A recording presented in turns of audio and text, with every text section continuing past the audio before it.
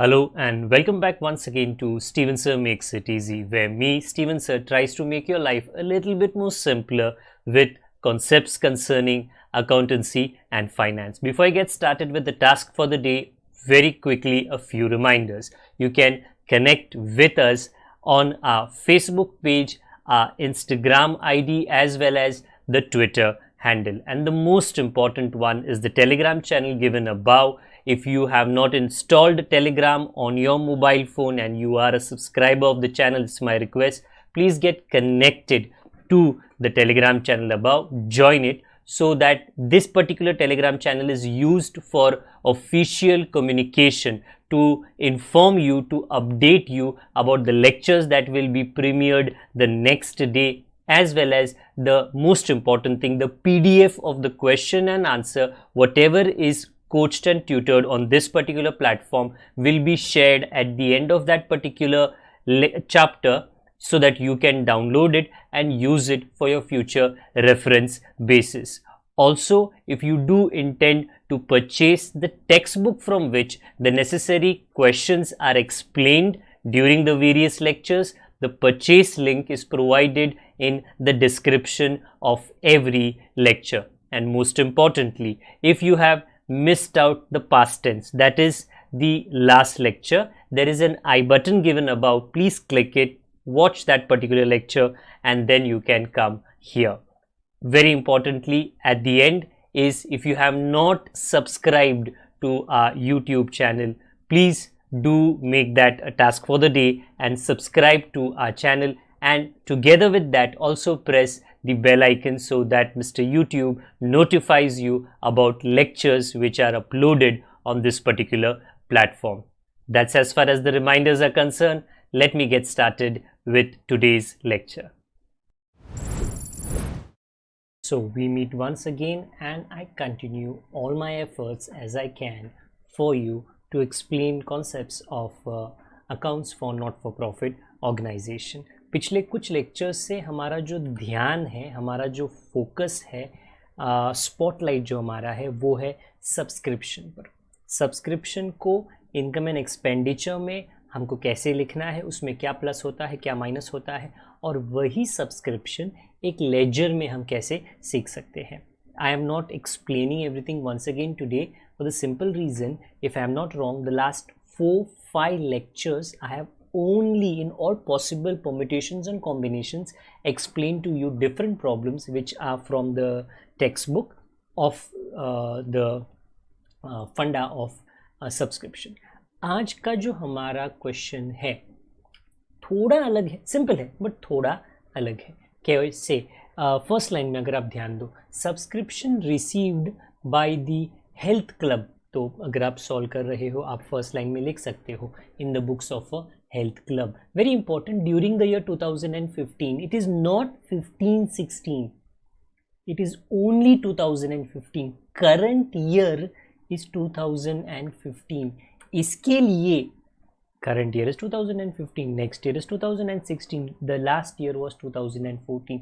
मतलब ये एक अप्रैल मार्च का क्वेश्चन नहीं है, it is not. Okay, it is a Jan December question, because if it comes to an end, if they say 2015, then it has to be a calendar year, calendar का साल. तो वो थोड़ा अलग बात है, बाकी some is not अलग, very similar to what we did last time. So above they say 14 का 3000, 15 का 96,000 and 16 का 2000, टोटल में आपको मिला 1,01,000. बट इन दैट थोड़ा पैसा लास्ट ईयर का है, थोड़ा पैसा नेक्स्ट ईयर का है, तो उसका कुछ ना कुछ तो एडजस्टमेंट करना पड़ेगा. सब्सक्रिप्शन आउटस्टैंडिंग एज ऑन 31 दिसंबर 14, मतलब लास्ट ईयर कितना मिलना था लास्ट ईयर में? 5,000. Then they say subscription outstanding as on 31 December 15, current year में कितना मिलना है? 12,000. And then they say subscription received in advance, advance में जब मिलता है तो वो लाइबिलिटी होता है, बट कब मिला? Read carefully, in 14 for 15. अच्छा, so everybody, this years received last year, this years received last year, that is how we learn.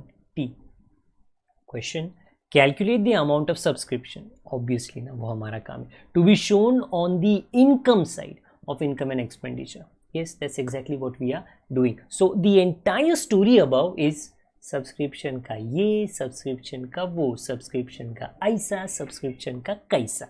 So let's see the total subscription that you have got. आपके हाथों में, शुभ हाथों में 1,01,000. कहाँ पर लिखूँ? हाँ, टोटल में लिख लो रे, सीधी सी बात है. ऊपर देखो, टोटल सब्सक्रिप्शन रिसीव्ड 1,01,000. एंड वो सेम ये जो लेजर है उसमें यहाँ पे है ना कैश रिसीव्ड 1,01,000. ओके, तो एकदम से मेरे सिर पर आएगा 1,01,000. ये 1,01,000 में लास्ट ईयर का कितना था, कितना होना चाहिए था, कितना था? 2,000. अगर मैं गलत नहीं कर रहा हूँ तो एक्चुअली नहीं, 3,000. If you read the first line, 2014 का हिस्सा 3,000 है. That means were you suppose to receive 3,000? No. थोड़ा पढ़ना, थोड़ा नीचे. Subscription outstanding as on, outstanding means receivable, 31 December 14 was 5,000. तो लास्ट ईयर का आपको मिलना चाहिए था 5,000. Did you get that much? नहीं, तुमको तो 3,000 मिला. अच्छा, तो कहाँ पे लिखूँ, क्या लिखूँ मैं? देखो भाई, सबसे पहले ये अंडरस्टैंड करो कि ये जो बैलेंस था receivable for last year is not is was how much? 5,000. Did you receive 5,000? No, I received only 3,000. मतलब 2,000 पेंडिंग है ना? यस, 2,000 लास्ट ईयर का पेंडिंग है. करंट ईयर की कहानी अलग है. So just to clarify that, last year में तुमको कितना मिलना चाहिए था, ये नीचे पढ़ लो. टोटल मेरे को लास्ट ईयर का मिलना चाहिए था 5,000. फिर कितना मिला? द सम सेज के आपको 3,000 मिल गया, तो 3,000 माइनस कर लो. तो फिर ये 3,000 किधर आएगा? ऊपर आपको दिखता है लास्ट ईयर, लास्ट ईयर उसमें आएगा 3,000. ओके, तो अभी कितना बाकी है? 2,000. देखो, ये 2,000 कहाँ पे लिखना है? ये आपको दिखता है balance carried down on 31 December 15. तो 31 December 15 जो एक साल बाद है, अभी भी लास्ट ईयर का कितना बैलेंस है? 2,000 receivable for last year. So I repeat, ये जो बैलेंस है उसमें हम लिखेंगे LY 2,000.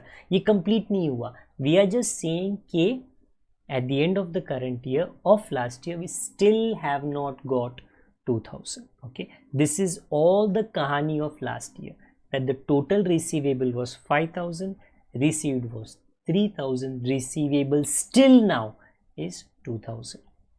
Okay, then और कुछ है ना? ये तो लास्ट ईयर का था.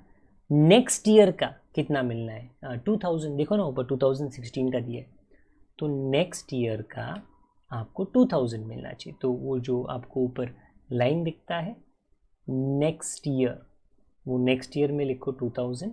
और ये नीचे आपको दिखता है advance receive during current year for next year, current year for next year, इधर आप लिख लो 2,000. ओके, और कुछ पढ़ लेते हैं आगे. Subscription outstanding on the first day was 5,000, वो लिखा.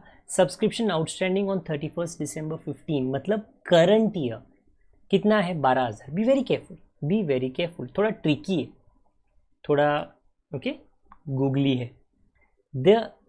ये जो है ये क्या है? Subscription balance carry down. Okay, so 2015 के एंड में क्वेश्चन कहता है कि आपका सब्सक्रिप्शन ये 12,000 आउटस्टैंडिंग है, ये वाला 12,000. बट वो 12,000 में 2,000 तो लास्ट ईयर का है. किसने बोला? देखो ना, क्योंकि लास्ट ईयर कब तक मिला नहीं. तो करंट ईयर का कितना है? सबसे पहली बात, understand that this 12,000 is the total receivable of the past. तो last year which is also past tense and the current year which has also become the past tense. तो लास्ट ईयर का 2,000 है, तो करंट ईयर का तुमको कितना मिलना है? Please no. ओके, ये जो मेरी चक्री है ना उसमें आया है 10,000. Very similar to last time. In fact last lecture check कर लेना, ऑलमोस्ट सेम था. ये 10,000 ऊपर के आर में आएगा, मतलब what? Receivable for current year. receivable for last year is 2000, for current year is 10,000, total is 12,000. कहानी समाप्त नहीं होती है. It says subscription received in advance in 14 for 15, मतलब this year's received last year 5,000, this year's received last year 5,000, and then it will come here closing liability. Okay, I'm sorry, वो not closing में आएगा, balance brought down, क्योंकि वो ये wording पढ़ना, advance receive during last year for current year, last year for current year, तो इधर आएगा 5,000. And after writing that everything has been covered up. The only thing is या तो अभी प्लस माइनस करो या तो डेबिट क्रेडिट करो. आपको इनकम एंड एक्सपेंडिचर में कितना लिखना है, जैसे ऊपर +10, +5, -2, -3, यू गेट 1,11,000. क्रिकेटर्स को ये नंबर ज़्यादा पसंद नहीं आता. एंड यहाँ पे देखोगे तो क्रेडिट का टोटल आपको आएगा 1,18,000, फिर मेरे इस तरफ 1,18,000 and -7,000, 5 and 2, you will and you must get 1,11,000, because that is the, it's not two different things, it's just two different ways of presenting. एक फॉर्मूला के हिसाब से है, एक लेजर अकाउंट के हिसाब से है. आई होप जो आज थोड़ा रिपीटेशन था of last time, but even though as a practice problem वो आपको समझ में आ गया है. If you have understood the explanation then it would be amazing if you would do provide like to the lecture.